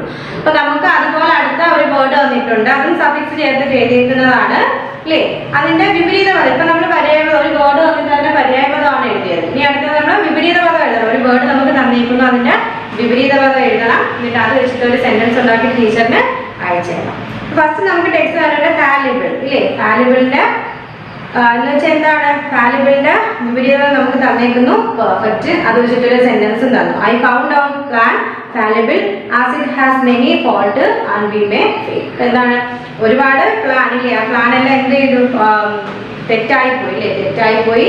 അതുപോലെ തന്നെ അതുപോലെ തെറ്റ് വന്നതുകൊണ്ട് ആ പ്ലാൻ ഫ്ലോപ്പ് ആയിപ്പോയി. അപ്പൊ അതിന് വിപരീതം എന്താണ് പെർഫെക്റ്റ്. ഫാലിബിൾ പെർഫെക്റ്റ് എന്ന് വെച്ചാൽ തെറ്റുന്നത് എന്താണ് തികഞ്ഞത്, എല്ലാം തികഞ്ഞതും തെറ്റുന്നത്, അത് രണ്ടും തന്നിട്ടുണ്ട്. അടുത്ത നമുക്ക് വേണ്ട വിസിബിൾ ആണ്. എന്താ നമുക്ക് ദൃശ്യം അല്ലേ, വിസിബിൾ എന്ന് വെച്ചാൽ എന്താ ദൃശ്യമാകുന്നത് അല്ലെങ്കിൽ ദൃശ്യം. അപ്പൊ അതിന് വിപരീതമായി നമ്മൾ എന്തെഴുതും, എന്തെഴുതാം നമുക്ക് വിസിബിൾ തന്നിട്ടുണ്ട്. ഹിഡൻ എഴുതിക്കൂടെ, വിസിബിൾ എന്താണ് ദൃശ്യം. അപ്പൊ ഹിഡൻ എന്ന് വെച്ചാൽ എന്താണ് ഒളിച്ചിരിക്കുന്നത് അല്ലെങ്കിൽ നമുക്ക് ദൃശ്യമാകാത്തത്, മറന്നിരിക്കുന്നത് നമുക്ക് പറയാം. അടുത്ത വേർഡ് ഏതാ നോക്കിക്കേ, ഫീസിബിൾ. ഫീസിബിൾ എന്ന് വെച്ചാൽ എന്താ നമുക്ക് സാധ്യമാകുന്നത്. അപ്പൊ അതിന്റെ വിപരീതം എന്തായിരിക്കും, ഇംപ്രാക്ടിക്കൽ ഇല്ലേ, എന്ന് വെച്ചാൽ ഇംപ്രാക്ടിക്കൽ, പ്രാക്ടിക്കൽ അല്ലാത്ത സാധ്യമാകാത്തത്. ഏതാണ് മൂന്നാമത്തെ, impractical.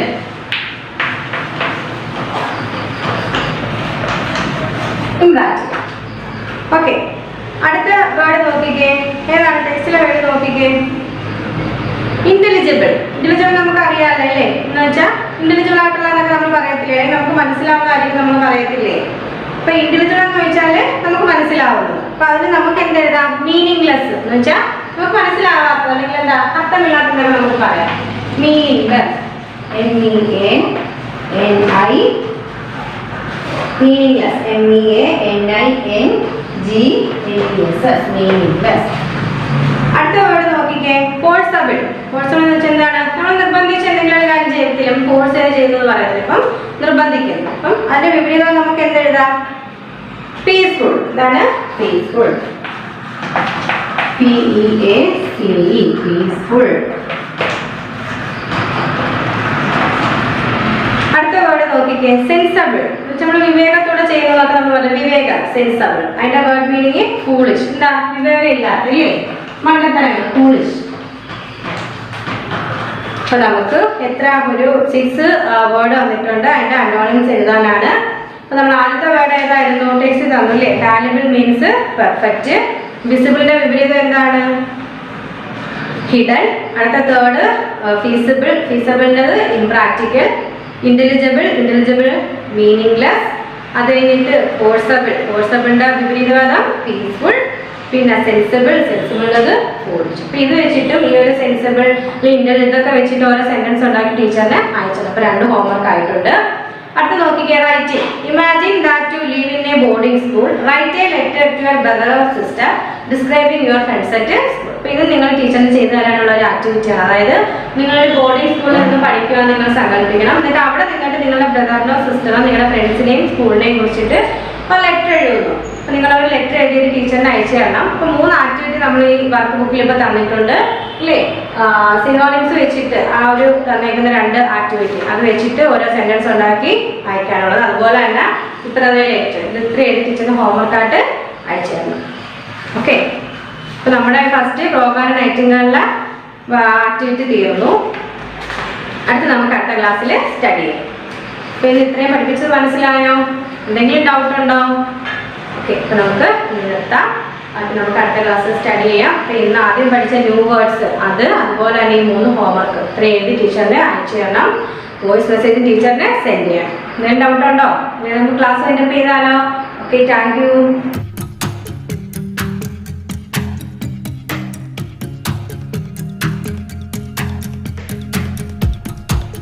Good morning all of you. അപ്പോൾ നമ്മൾ കഴിഞ്ഞ ദിവസം നമ്മുടെ മലയാളത്തിന്റെ പുതിയൊരു പാഠം പഠിച്ചു. പാഠം 6 അമ്മ കൊയ്യുന്നു അല്ലേ. അപ്പൊ അതിന്റെ കുറച്ച് കാര്യങ്ങൾ നമ്മൾ കഴിഞ്ഞ ക്ലാസ്സിൽ പഠിച്ചത് ഓർമ്മയില്ല എല്ലാവർക്കും അല്ലേ. ഒരു കുട്ടി അല്ലേ, എന്താണ് കുട്ടിയുടെ പേര്? ഭുവന അല്ലേ. കുട്ടി എന്താണ് സ്കൂളിലെ ഒരു കലോത്സവത്തിൽ പങ്കെടുത്തു. എന്താണ് ആ മത്സരം? എന്ത് മത്സരമാണ്? അവര് പടം വരയ്ക്കുകയാണ് അല്ലേ, ചിത്രരചനയാണ് അല്ലേ. അങ്ങനെ കുട്ടിക്ക് നല്ല രീതിയിൽ ആവശ്യമായിട്ടുള്ള രീതിയിൽ അത്ര നന്നായിട്ടൊന്നും പടം വരയ്ക്കാൻ പറ്റിയില്ല. അപ്പൊ അതിനുള്ള വിഷമത്തിൽ നിൽക്കുകയാണ്. അപ്പോൾ ആ കുട്ടിയെ ആശ്വസിപ്പിക്കുന്നത് അവളെ പഠിപ്പിക്കുന്ന ടീച്ചർ, കസ്തൂരി ടീച്ചർ അല്ലേ. ടീച്ചർ നമുക്ക് വിഷമിന് കഴിക്കാൻ ആഹാരമൊക്കെ വാങ്ങി കൊടുക്കുന്നു. എന്ത് ചെയ്തു? ആ കുട്ടിയെ ഹോട്ടലിൽ ഇരുന്നിട്ട് അവർ ഭക്ഷണം കഴിക്കണം. അപ്പൊ കുട്ടിയോട് ടീച്ചർ പറഞ്ഞു, വേഗം ഭക്ഷണം കഴിക്കൂ, ആളുകളൊക്കെ വന്ന് നിൽക്കുന്ന ഒരുപാട് തിരക്കാവും, നമുക്ക് എണീക്കണമെന്ന് പറഞ്ഞു നിർത്തി. അവിടെ വരാണ് നിർത്തിയത്. ചോറ് കുഴിച്ച് ഉരുളയാക്കവേ അവൾ വീണ്ടും അമ്മയെ കണ്ടു. രാവിലെയും പനിയുമായി എഴുന്നേറ്റ് വന്ന അമ്മ ഈ പൊരുവേലിൽ അമ്മ ചിറക്കൽ പഠിക്കൽ പാടത്ത് കൊയ്യുകയായിരിക്കും. അങ്ങനെ വേഗം എണീക്കാൻ ടീച്ചർ പറയുന്നു അല്ലേ. അതിനുശേഷം എന്താണ് കുട്ടി പറയാണ്, കുട്ടിയുടെ അമ്മയ്ക്ക് വയ്യായിരുന്നു, അതുകൊണ്ട് വേഗം വീട്ടിലോട്ട് പോവാമെന്ന് ടീച്ചറിനോട് പറഞ്ഞപ്പോൾ ടീച്ചർ പറഞ്ഞു, എന്തായാലും ഇത്രയും നേരമായി, ഇനിയിപ്പോൾ നമുക്ക് ആർക്കാണ് സമ്മാനം കിട്ടിയത്, ഫസ്റ്റ് കിട്ടിയത് ആർക്കാണ്, അതുകൊണ്ടൊക്കെ കണ്ടിട്ട് പോകാമെന്ന് ടീച്ചർ കുട്ടിയോട് ആവശ്യപ്പെട്ടു. അവിടെ വരെയാണ് നമ്മൾ കഴിഞ്ഞ ക്ലാസ് പഠിച്ചത് അല്ലേ. പിന്നെ ബാക്കി പേജ് നമ്പർ 30 നോക്കിയേ. മറ്റൊന്നും പറയാനില്ലാത്തതിനാൽ ഭുവന മൈതാനത്തിലെ പടർ മരത്തിനു താഴെ വെറുതെ നിന്നു. അപ്പോൾ കസ്തൂരി ടീച്ചർ വീണ്ടും പതുക്കെ ചോദിച്ചു, ഭുവന എന്താണ് വരച്ചത്? പെട്ടെന്ന് ഭുവനയ്ക്ക് നാണക്കേട് തോന്നി. താൻ വരച്ചത് എങ്ങനെ ടീച്ചറോട് പറയും?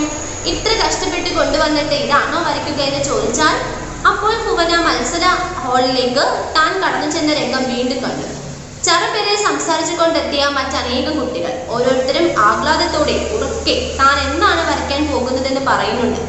യുദ്ധം, സാക്ഷരത, ക്ലാസ്, തിരഞ്ഞെടുപ്പ്, പഞ്ചാബിലെ ഭീകരൻ. ബെല്ലടിച്ചപ്പോൾ ഹാൾ നിശബ്ദം. എല്ലാവരും തങ്ങളുടെ ഇരിപ്പിടങ്ങൾ ഉറപ്പിച്ചപ്പോഴേക്കും ഒരു അധ്യാപകനെത്തി. എല്ലാവരും ശ്രദ്ധിക്കുകയും അധ്യാപകൻ പറഞ്ഞു, ഇപ്പോൾ സമയം 10, മത്സരം 12 മണി വരെയാണ്. 2 മണിക്കൂർ നിങ്ങൾക്ക് ഇഷ്ടമുള്ള ഏത് വിഷയവും തിരഞ്ഞെടുക്കാം. അപ്പോൾ ഇവരെന്താണ് ടീച്ചർ പറഞ്ഞു, മത്സരം കഴിഞ്ഞിട്ട് പോയാൽ അല്ല മത്സരത്തിന്റെ റിസൾട്ട് ഒക്കെ അറിഞ്ഞിട്ട് നമുക്ക് വീട്ടിൽ പോകാൻ വേണ്ടി പറഞ്ഞു. പിന്നെ തിരിച്ച് ടീച്ചറിനോട് ഒന്നും പറയാനായിട്ട് നമ്മുടെ ഭുവനക്കില്ല. അങ്ങനെ അവരെന്ത് ചെയ്തു, അവിടെ മൈതാനം അല്ലെ ഗ്രൗണ്ട്, അവിടെ ഒരു പടർ മരം, ഒരു വലിയൊരു മരം അല്ലെ തണലുള്ള ഒരു മരം ഉണ്ടായിരുന്നു. അതിന് താഴെ ഇങ്ങനെ ഇരുന്നു. അപ്പോൾ നമ്മുടെ കസ്തൂരി ടീച്ചർ ഭുവനയുടെ അടുത്ത് വന്നിട്ട് ചോദിച്ചു, ഭുവനെ എന്താണ് വരച്ചത് അല്ലെ എന്ത് പടമാണ് വരച്ചതെന്ന് ചോദിച്ചു.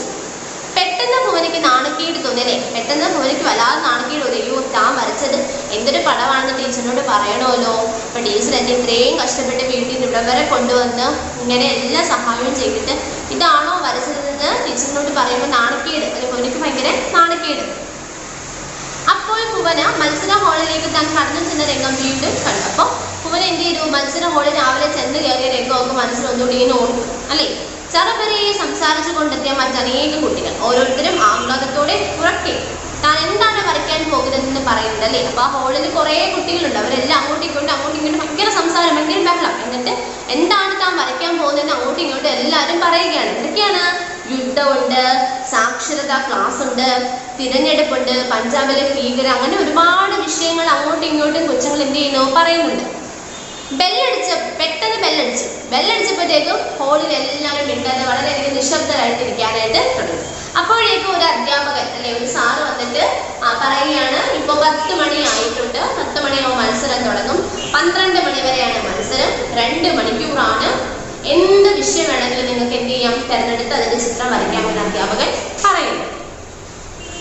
വില പിടിച്ച ഉടുപ്പുകൾ അണിഞ്ഞ കൂട്ടുകാർക്കിടയിൽ ഒരഴുക്കും ഭണ്ഡാരമായിരിക്കവേ ഓർത്തു, എന്തിനെ കുറിച്ചാണ് വരയ്ക്കേണ്ടത്? കൂട്ടുകാർ പറഞ്ഞ വിഷയങ്ങൾ വീണ്ടും മനസ്സിൽ തേടുന്നു. യുദ്ധം, സാക്ഷരതാ ക്ലാസ്, തെരഞ്ഞെടുപ്പ്, പഞ്ചാബിലെ ഭീകരൻ. ഈശ്വര, ഇതൊന്നും എനിക്ക് അറിയുന്നതല്ലോ. തനിക്ക് അറിയുന്നത് എന്താണ്? എന്തിനെ കുറിച്ചാണ് വരയ്ക്കുക? തികച്ചും പുതുമയുള്ള എന്തെങ്കിലും. കസ്തൂരി ടീച്ചറുടെ ശബ്ദം. പുതുമ പോകട്ടെ, തനിക്ക് വരയ്ക്കാൻ പറ്റുന്ന വിഷയം ഏതാണ്? ഇപ്പോ വില പഠിച്ച നല്ല നല്ല കളറൊക്കെ ഉള്ള നല്ല നല്ല ഉടുപ്പുകളൊക്കെ ഇട്ട് വന്നിരിക്കുകയാണ്. അതിനിടത്തിൽ ഒരു അടുപ്പ് കൂമ്പാരമായിട്ട് നല്ല ഡ്രസ്സൊന്നുമില്ല, കീറിയ ഒരു ഉഷ്ണ ഡ്രസ്സ് വിട്ട് അവിടെ ഭുവന ഇങ്ങനെ ഇരിക്കുകയാണ് അല്ലേ. അപ്പം ഭുവന ആലോചിക്കുകയാണ് എന്ത് വിഷയം വരയ്ക്കും അല്ലേ. അപ്പം അവിടെ ഓരോരുത്തരും പറഞ്ഞ വിഷയങ്ങളെല്ലാം ഇങ്ങനെ അവരുടെ മനസ്സിലോട്ട് വന്നല്ലേ. യുദ്ധം, പഞ്ചാബിലെ ഭീകരർ, സാക്ഷരതാ ക്ലാസ്, തെരഞ്ഞെടുപ്പ്, അങ്ങനെ ഒരുപാട് വിഷയങ്ങൾ പറഞ്ഞതെല്ലാം എന്ത് ചെയ്തു, ഭുവനയ്ക്ക് ഇങ്ങനെ അപ്പം മനസ്സിലിങ്ങനെ ഓർത്തു. എന്നിട്ട് പറയാണ്, ഇതൊന്നും എനിക്ക് അറിയത്തില്ലല്ലോ, ഈ പറഞ്ഞ കാര്യങ്ങളൊന്നും എനിക്ക് വരയ്ക്കാൻ അറിയത്തില്ല, പുതുമയുള്ള എന്തെങ്കിലും വേണം വരയ്ക്കാനെന്ന് ടീച്ചർ, നമ്മുടെ കസ്തൂരി ടീച്ചർ പറഞ്ഞിട്ടുണ്ട്. എന്തായിരിക്കും അപ്പോൾ വരയ്ക്കേണ്ടത്? സമയം കഴിഞ്ഞുകൊണ്ടിരിക്കവേ പെട്ടെന്നാണ് മുന്നിൽ ഒരു രൂപം തെളിഞ്ഞത്. അമ്മ. ചിറക്കൽ പഠിക്കൽ പാടത്ത് തലയിൽ തോർത്ത് കെട്ടി കുഴിഞ്ഞു നിന്ന് അമ്മ കൊയ്യുന്നു. വരമ്പത്ത് ശീലക്കുട പിടിച്ച് മേൽനോട്ടം നടത്തുന്ന കരുണാകരൻ നായർ. അല്ലെ, പെട്ടെന്ന് ഇങ്ങനെ എന്ത് വരയ്ക്കണം എന്ന് ആലോചിച്ചുകൊണ്ടിരുന്നപ്പോ നമ്മളുടെ ഭുവനയുടെ മനസ്സിൽ എന്ത് ചെയ്തു, പെട്ടെന്നൊരു രൂപം തെളിഞ്ഞു വന്നു. അവളുടെ സ്വന്തം അമ്മ. അല്ലെ, അതായത് ചിറക്കൽ പഠിക്കൽ പാടത്ത് കൃഷി ചെയ്യണേ, അല്ലെ പാടത്ത് വയലില് പണിയെടുക്കുന്ന അമ്മ തലയിൽ ഇങ്ങനെ വെയിൽ കൊള്ളാതിരിക്കാൻ വേണ്ടിയിട്ട് തോർത്തൊക്കെ കെട്ടി ഇങ്ങനെ കുനിഞ്ഞ് പാടത്ത് പണിയെടുക്കുന്ന അമ്മയുടെ ആ ഒരു രൂപമാണ് നമ്മുടെ ഭുവനയ്ക്ക് പെട്ടെന്ന് മനസ്സിൽ എന്ത് ചെയ്തത്, ഓടി വന്നത്. അത് മാത്രമല്ല, പണി ചെയ്യുന്ന ആളുകളെല്ലാം ഇങ്ങനെ അത് ചെയ്യും ഇത് ചെയ്യും ഇങ്ങനെ കൽപ്പിക്കുന്ന കരുണാകരൻ നായർ എന്നുള്ള വ്യക്തിയെയും അവർക്ക് ഓർമ്മ വന്നു. ഊത നിറത്തിൽ മണ്ണ്, തങ്ക നിറത്തിൽ വയൽ, കരിക്കട്ട പോലെ അമ്മ, മുകളിൽ ചാരം മൂടി ആകാശത്തിനു നടുക്കൊരു കനൽക്കട്ടയായി സൂര്യൻ, ഇടയിൽ ഇടയിൽ ചിറകു കരിഞ്ഞ് മണ്ണിലേക്ക് വീഴാനായിരുന്ന ഒരു പക്ഷി. അല്ലെ, അപ്പൊ അവിടെ എന്തൊക്കെയാണ് വരച്ചത്? ഊത നിറത്തിൽ മണ്ണ്, മണ്ണിന്റെ നിറം നമുക്ക് അറിയാം അല്ലെ, മണ്ണിന്റെ നിറം എന്താണെന്നറിയാലോ. അപ്പൊ അങ്ങനെ ഊത നിറത്തില് ആദ്യം മണ്ണ് വരച്ചു. പിന്നെ തങ്ക നിറത്തിലെ വയൽ, അല്ലെ കാര്യം പാടത്ത് നെല്ലൊക്കെ എന്താണ് നല്ല വിളഞ്ഞ് പാകമായിട്ട് നല്ല സ്വർണ്ണ നിറത്തിൽ ഇങ്ങനെ നിൽക്കുകയാണ്. നല്ല തങ്ക നിറത്തിൽ നിൽക്കുന്ന വയല്. പിന്നെ കരിക്കട്ട പോലെ അമ്മ, നല്ല കറുത്ത നിറത്തില് അമ്മ പണിയൊക്കെ എടുത്ത് നല്ല കറുത്ത നിറത്തിൽ അമ്മ പണി ചെയ്യുന്നു. മുകളിൽ ചാരം മൂടി ആകാശത്തിന് നടുക്ക് ഒരു കനൽക്കട്ടയായി സൂര്യൻ. അല്ലെ, മുകളില് എന്താണ് തീജ്വാല പോലെ ഇങ്ങനെ പ്രകാശിച്ച് നിൽക്കുന്ന പട്ടവേലത്തോടെ നിൽക്കുന്ന സൂര്യൻ, ഇടയിൽ ഇടയിൽ ചിറകു കരഞ്ഞ മണ്ണിലേക്ക് വീഴാനായിരുന്ന ഒരു പക്ഷി. വെയില്, ചൂട്, സൂര്യന്റെ ചൂട് കൊണ്ട് പൊരിഞ്ഞ വെയിലത്ത് ഇങ്ങനെ ചിറകെല്ലാം കരഞ്ഞ് താഴോട്ട് വീഴാനായിട്ട് പോകുന്ന പക്ഷി. ഇത്രയും കാര്യങ്ങളാണ് ആ കുട്ടി ആ ചിത്രത്തില് ഉൾക്കൊള്ളിച്ചത്. എളുപ്പത്തിൽ വരച്ചു കഴിഞ്ഞു. അതോടെ സങ്കടവും വന്നു. ഒന്നും ശരിയായില്ല, എനിക്ക് വരയ്ക്കാൻ അറിയില്ല, എനിക്കൊന്നും അറിയില്ല. അപ്പം പെട്ടെന്ന് എന്ത് ചെയ്തു, അവൾ ഈ പറഞ്ഞ കാര്യങ്ങളെല്ലാം പെട്ടെന്ന് തന്നെ അവളുടെ പേപ്പറിൽ അവള് ചിത്രം വരച്ച് പൂർത്തിയാക്കി. വരച്ചു കഴിഞ്ഞപ്പോൾ അവൾക്ക് ഭയങ്കര സങ്കടം വന്നു. എന്താ, വരച്ചതൊന്നും ശരിയായില്ല, എനിക്ക് വരയ്ക്കാനൊന്നും അറിഞ്ഞൂടാ, ഇതൊന്നും പോരാ, ഇതൊന്നും അല്ല, ഇങ്ങനെ വരയ്ക്കേണ്ട ഇങ്ങനെയൊന്നും അല്ലെന്നുള്ള ഭയങ്കര സങ്കടം. മത്സര കാര്യങ്ങൾ അന്വേഷിക്കാനായി ടീച്ചർ ഹാളിലേക്ക് പോയി. മത്സരത്തിൽ പങ്കെടുത്ത മറ്റു കുട്ടികൾ ഒരു വെയിലത്ത് കളിച്ച് തിമിർക്കുകയാണ്. ഭുവന മാത്രം മലത്തണല്, ഭുവന മാത്രം ഒറ്റയ്ക്ക്. അല്ലെ, അപ്പൊ ബാക്കി ആ ഒരു മത്സരത്തിൽ പങ്കെടുത്ത കുട്ടികളെല്ലാം ആ വെയിലത്ത് ആ ഗ്രൗണ്ടിൽ നിന്നിട്ട് എന്താണ്, കളിയോടെ കളി. ഭുവനയ്ക്ക് മാത്രം ഒന്നും കളിക്കേണ്ട, ഭുവൻ ഒറ്റയ്ക്ക് ഇങ്ങനെ ആലോചിച്ച് ഇങ്ങനെ ഇരിക്കുകയാണ്. വെയിലിന്റെ കോപം കത്തിയടങ്ങി തുടങ്ങിയ മറ്റേതോ സമയത്ത് ഒരു ഉഷ്ണകാറ്റത്തെ വേഗത്തിലാണ് ടീച്ചർ പാലെത്തിയത്. എന്താണ് സംഭവിച്ചത്? ഭുവൻ അന്തം വിട്ടു. എന്തിനാണ് ടീച്ചർ ഓടുന്നത്? അടുത്തെത്തിയ ടീച്ചർ കിടച്ചുകൊണ്ട് ആണ് പറഞ്ഞത്, ഭുവന ഫസ്റ്റ്. തുടർന്നു ഹോളിലെ മൈക്കിലൂടെ അറിയിപ്പുണ്ടായി, 1ാം സമ്മാനം ഭുവന. അല്ലേ, അപ്പൊ പെട്ടെന്ന് നമ്മുടെ ഈ നല്ല ഭയങ്കര വെയിലാണല്ലോ ഉച്ചയ്ക്ക്. അപ്പൊ ആ വെയിലൊക്കെ ഒന്ന് ശാന്തമായി. കാരണം 4 മണിക്കാണ് റിസൾട്ട് അറിയുന്നതെന്ന് പറഞ്ഞത്. 4 മണിയായപ്പോഴത്തേക്ക് ആ ഉച്ചയ്ക്കുള്ള വെയിലിന്റെ ആ ഒരു ചൂടൊക്കെ ഒന്ന് കുറഞ്ഞ് കുറച്ച് ഇളം കാറ്റൊക്കെ വന്നു. അപ്പൊ ആ ഇളം കാറ്റിൽ കൂടെ പറന്നു വന്നത് പോലെ അത്രയ്ക്ക് സ്പീഡിൽ നമ്മുടെ കസ്തൂരി ടീച്ചർ ഓടി ഭുവനയുടെ അടുത്തോട്ട് വന്നിട്ട് കിടച്ചിങ്ങനെ നിൽക്കുകയാണ്. അപ്പോഴത്തേക്കും ഭുവനൻ പറയാണ്, എന്തിനാണ് ടീച്ചർ ഓടുന്നത്, എന്താണ് സംഭവിച്ചത്? ഭുവന ഇങ്ങനെ അന്തം വിട്ട് നിൽക്കുക, ടീച്ചർ എന്തിനാ ഓടുന്നതെന്ന് പറഞ്ഞുകൊണ്ട്. അപ്പോൾ പെട്ടെന്ന് കിടച്ചുകൊണ്ട് നമ്മുടെ ടീച്ചർ, കസ്തൂരി ടീച്ചർ ഭുവനയുടെ അടുത്ത് പറഞ്ഞു, ഭുവനെ ഫസ്റ്റ് ആർക്കാണ്? ഭുവനയ്ക്കാണെന്ന് പറഞ്ഞു. അങ്ങനെ പറഞ്ഞതും അവിടുത്തെ മൈക്ക്, അല്ലെ അനൗൺസ് ചെയ്യുന്ന മൈക്ക് ഉണ്ടല്ലോ, ആ മൈക്കിലൂടെ പറയുകയാണ്, 1ാം സമ്മാനം ഭുവന. സാരി തലപ്പ് കൊണ്ട് വിയർപ്പൊത്തുന്നതിനിടയിൽ കസ്തൂരി ടീച്ചർ പറഞ്ഞു, എനിക്കറിയാമായിരുന്നു. വെയിൽ ഒരു പുഷ്പം പോലെ സൗമ്യവും മൃദുലവുമായ സായാഹ്നത്തിൽ മൈതാനത്തിൽ കെട്ടിയൊരുക്കിയ വേദിയിലാണ് സമ്മേളനം തുടങ്ങിയത്. സമ്മാനദാനം നിർവഹിക്കാൻ ജില്ലാ കളക്ടർ എത്തിക്കഴിഞ്ഞു. ലിസ്റ്റ് വായിക്കുന്ന ആൾ 1ാമത്തെ പേര് വായിച്ചു. അല്ലെ, അപ്പൊ നമ്മുടെ ടീച്ചറിന്റെ സാരി, അല്ലെ ടീച്ചർ കൊടുക്കുന്ന സാരിയുടെ തുമ്പ് കൊണ്ട് മുഖത്ത് വിയർപ്പെല്ലാം ഒപ്പി എല്ലാവർക്കും കഴിഞ്ഞിട്ട് പറയാണ്, എനിക്കറിയാമായിരുന്നു, എനിക്ക് തന്നെ സമ്മാനം കിട്ടുമെന്ന് എനിക്ക് നല്ല വിശ്വാസം ഉണ്ടായിരുന്നു ടീച്ചർ പറഞ്ഞു.